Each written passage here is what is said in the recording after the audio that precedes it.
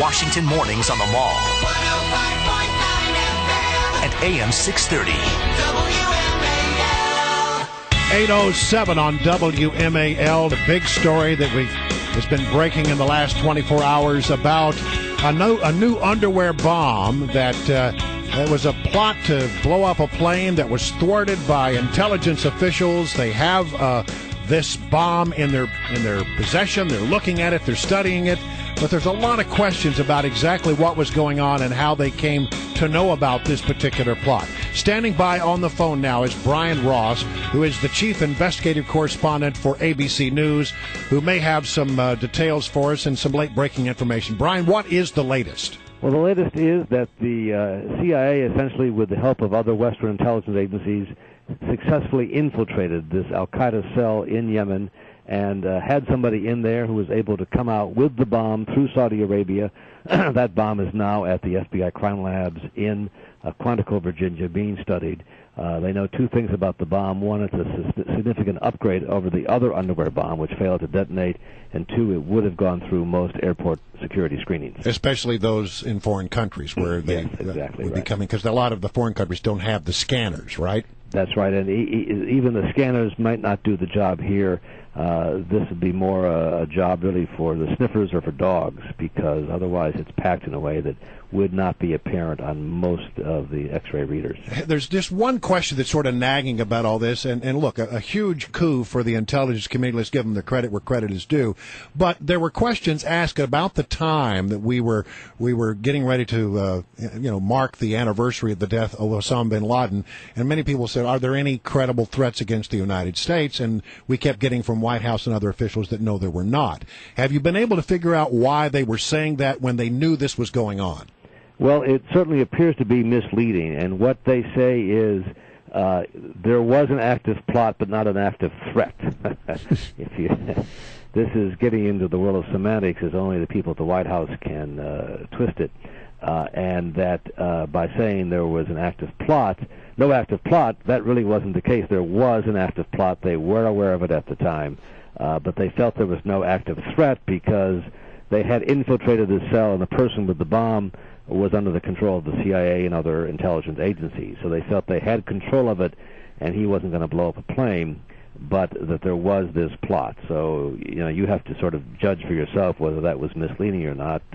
Many do feel it was, that especially Jay Carney and John Brennan, in their public appearances, made it appear as if nothing's going on, when in fact something very significant was going on, and there may well be security reasons for them not to say it. Right. But still, their words are their words. Well, Peter King, the Republican congressman from New York, said that he was told the suspect was, quote, taken care of. Do you know what that means? Well, the suspect really is the infiltrator, is the source, and so he is out of Yemen, we're told, successfully removed, so there's no threat to his life when news of this broke. But I don't believe he's been killed or is in custody. I think he was working with U.S. and other agencies. I got you. So it's sort of a sting operation, like the pretty FBI. much, yes. You have to say it was an intelligence coup to get in there and to successfully infiltrate this cell, which is so feared, particularly because of the role of this bomb maker Ibrahim al-Hasiri, who again and again has been able to turn out bombs that get past security. They don't always go off, but he's been successful in getting them past security. Is the investigation ongoing? I mean, is there some concern that there might be other bombs? Yes. There's great concern that just because they got one bomb doesn't mean they got all the bombs. This guy is prolific, and he's teaching others how to make them, and he's sort of, spreading the word among his followers about how to make other bombs just like this one. And because at the moment they don't think they could be spotted by security, this is of great concern. So do you think then that we're going to have some changes from the TSA when they get a look at this bomb and see what it can do, what it can't do when it gets getting through security issues? I think so. The bomb technicians at the FBI down in Quantico are really poring over this thing to see what could we do to spot this. What would be the way to detect this so we could stop it at security? Because, frankly, if this was in the hands of a true suicide bomber and, not under the control of, the CIA, but for the intelligence, it would have gone through.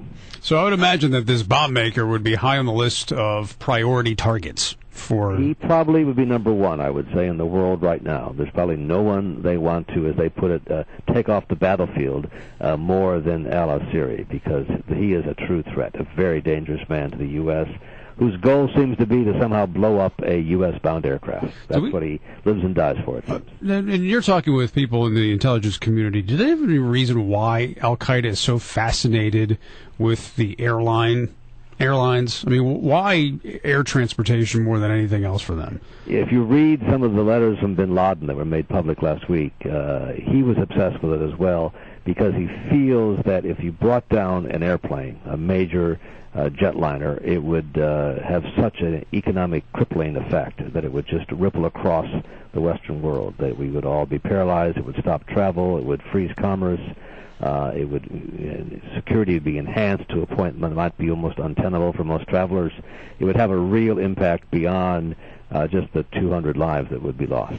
This al-Qaeda franchise in Yemen, I mean, they had an attack on a base, an army base in Yemen the other day. They killed some soldiers. They captured some other soldiers. Are they getting stronger now? And has Yemen become a main? I mean, obviously it's been a target for quite some time, but is it becoming almost more significant than Pakistan and Afghanistan? I think so, because this al-Qaeda group has taken over entire towns and villages, which gives them a place to operate. If you want to set up a bomb factory, that would be a great place to do it. Over the weekend, they did kill a top operations leader of the al-Qaeda group in Yemen, and it would seem apparent, although not confirmed, that this insider may have provided targeting information on him. All right. And of course, when you hear about all this, it sort of makes one scratch one's head when you see this quote that came from an unnamed yet senior State Department official of late that said the war against terrorism is over. It baffles one's mind. The people I talk to certainly don't feel that's the case. Yeah. It is very much a hot war right now with this group and their number of followers and other bombs just unknown, and therefore very scary. All right, Brian Ross, Chief Investigative Correspondent for ABC News. We really appreciate you being on the program to give us the latest information. Thanks a lot. Always great to be here. Thanks for having me on. Thanks a lot.